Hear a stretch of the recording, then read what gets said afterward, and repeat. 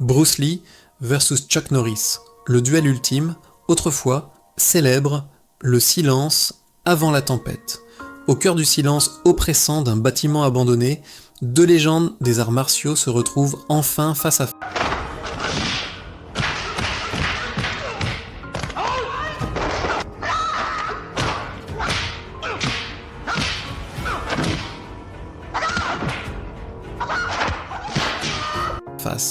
Bruce Lee et Chuck Norris.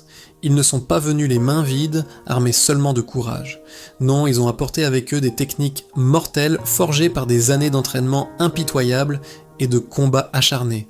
Dans l'obscurité poussiéreuse de cet entrepôt oublié, quelque part entre fiction et légende, deux ombres se font face. Le sol craque sous leurs pas légers. L'air est lourd, chargé d'une tension presque palpable. Pas de public, pas de caméra, pas de règles.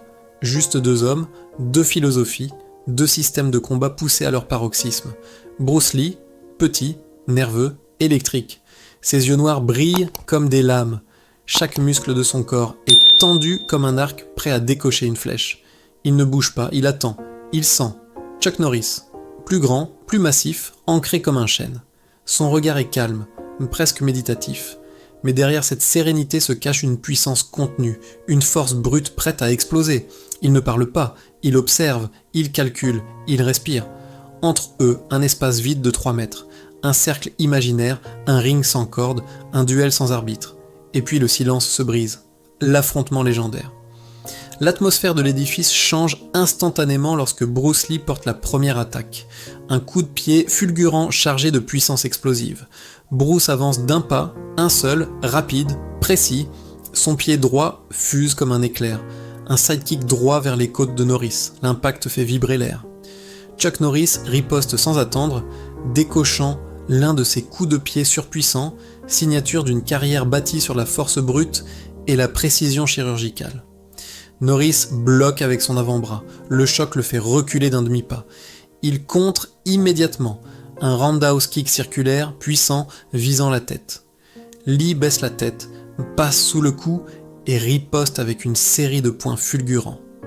Straight blast, une rafale de coups directs au centre du corps. Le combat commence. Bienvenue sur Autrefois célèbre, où nous explorons les duels légendaires qui n'ont jamais eu lieu, mais qui auraient pu tout changer. Chapitre 1. La scène culte. Fiction versus réalité. Dès les premières secondes, Chuck Norris prend l'avantage avec une série de points et de coups de pied imprévisibles. Des enchaînements si fluides et inattendus que même Bruce Lee, maître de l'adaptation, peine à les anticiper. Mais cela ne signifie pas que Lee va reculer. Avec une maîtrise absolue, il prépare une contre-attaque féroce, prêt à renverser la vapeur. Finalement, Chuck Norris est contraint d'accepter la défaite, soumis par une prise de soumission magistrale exécutée par le légendaire Bruce Lee. Évidemment, vous l'avez probablement deviné, ce combat n'était pas réel. Il s'agissait d'une scène culte du film La Fureur du Dragon, The Way of the Dragon, où Bruce Lee affronte Chuck Norris dans un duel à mort épique au Colisée de Rome. La véritable histoire du film, revenons à la source, La Fureur du Dragon, 1972. Rome, le Colisée, une arène mythique pour un duel légendaire. Bruce Lee, dans le rôle de Tang Lung, affronte Colt, joué par Chuck Norris. Cheveux longs, torse poilu, regard d'acier. Norris incarne l'américain arrogant, champion invincible. Lee est l'asiatique discret, sous-estimé mais mortellement efficace. La chorégraphie est parfaite, chaque coup est calculé, chaque blocage est synchronisé. Lee esquive, tourne, frappe. Norris encaisse, contre, charge. Le combat dure près de 10 minutes, une éternité au cinéma. Et à la fin, Lee gagne par soumission. Une prise au bras, un cri de douleur, Norris tape le sol. C'est du cinéma, mais c'est inspiré. Car en réalité, Bruce Lee et Chuck Norris étaient amis. Norris était l'un des élèves préférés de Lee, invité sur le tournage précisément parce que Lee voulait un adversaire crédible, quelqu'un qui pouvait le pousser dans ses retranchements, quelqu'un qui savait combattre. La question qui hante les fans. Mais avez-vous déjà imaginé ce qui se passerait s'ils s'étaient vraiment battus dans la vie réelle ? Si ces deux filles et techniques Wing Chun, transmise directement par son maître Ip Man. Bruce Lee n'était pas un acteur qui jouait aux combattants. Il était un combattant. Né à San Francisco en 1940, élevé à Hong Kong, formé dès l'enfance au Wing Chun par le grand maître Ip Man, Lee a absorbé les bases d'un art martial ancien, rigoureux, impitoyable. Le Wing Chun, les fondations. Le Wing Chun n'est pas spectaculaire, il est efficace. Pas de grands moulinets, pas de sauts acrobatiques inutiles, juste blocage plus frappe simultanée, économie de mouvement, centre de gravité, bas, attaque en ligne droite. Il n'était donc pas surprenant que de nombreux mouvements de cette légende du cinéma reflètent les principes fondamentaux du Wing Chun: efficacité, simplicité et adaptabilité. Ce style met l'accent sur l'utilisation de mouvements minimaux pour neutraliser l'attaque d'un adversaire par une défense et une offense simultanées. La naissance du Jeet Kune Do, mais Lee n'était pas dogmatique. Il refusait les traditions figées.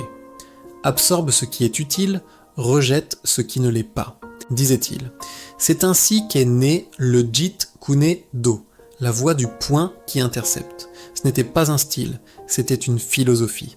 Bruce Lee, qui vivait et respirait le combat, finit par créer son propre art martial, le Jeet Kune Do. Son objectif ? Développer un système de combat axé sur la praticité, la flexibilité, la vitesse et l'efficacité. Un style opérationnel dans n'importe quelle situation réelle. Ce qui rendait le Jeet Kune Do si redoutable, c'était la capacité de Lee à intégrer les meilleurs éléments de divers arts martiaux. Le jeu de jambes de la boxe, jab, crochet, uppercut, les coups de pied du kung-fu du Nord. Les techniques d'escrime, principe de la ligne d'engagement. Le grappling, projection, soumission. L'entraînement obsessionnel.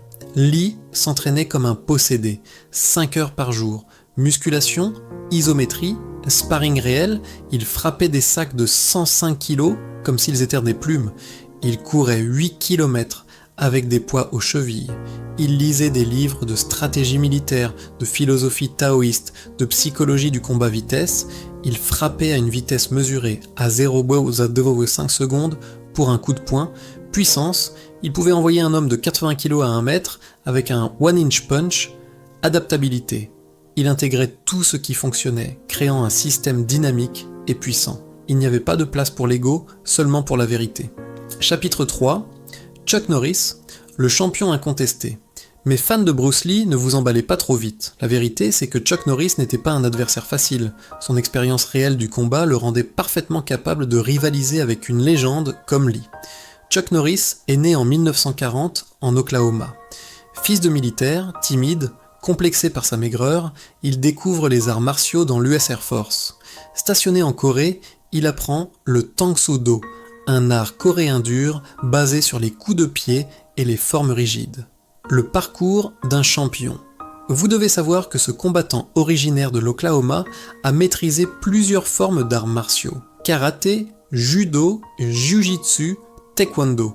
Chuck Norris ne s'est pas contenté de s'entraîner. Il a obtenu des ceintures noires dans chacune de ces disciplines. De retour aux États-Unis, il ouvre des dojos. Il s'entraîne, il combat, il gagne.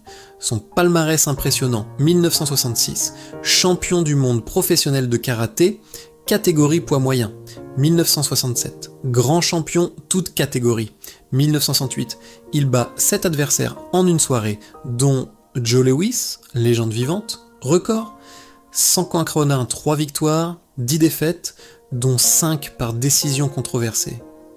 Avec un tel bagage, il n'est pas étonnant que Norris ait participé régulièrement à des tournois d'arts martiaux et qu'il en soit souvent sorti vainqueur.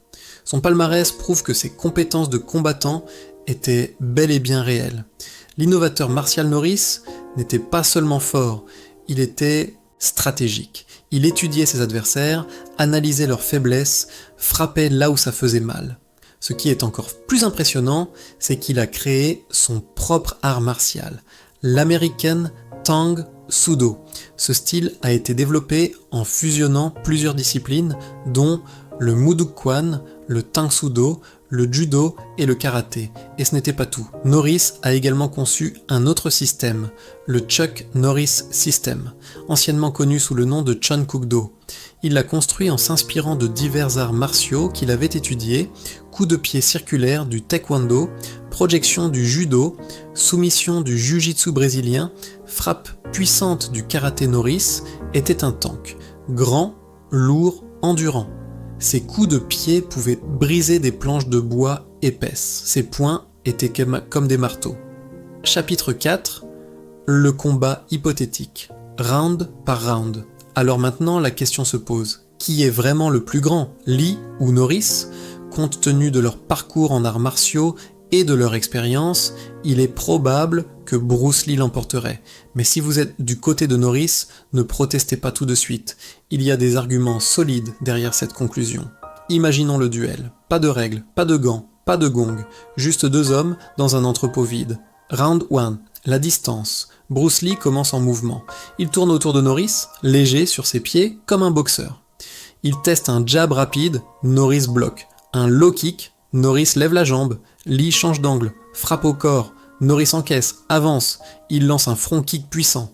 Lee esquive latéralement, contre avec un finger jab aux yeux, une technique interdite en compétition, mais légale ici. Norris recule, cligne des yeux. Lee enchaîne, straight blast. 6 à 8 coups de poing en 2 secondes. Norris couvre, mais un coup passe. Il saigne du nez. Avantage, Lee. Round 2, le corps à corps Norris change de stratégie. Il entre en clinch. Il est plus grand, plus lourd. Il tente une projection de judo. Lee anticipe, glisse sous le bras, passe dans le dos. Il tente une strangulation arrière.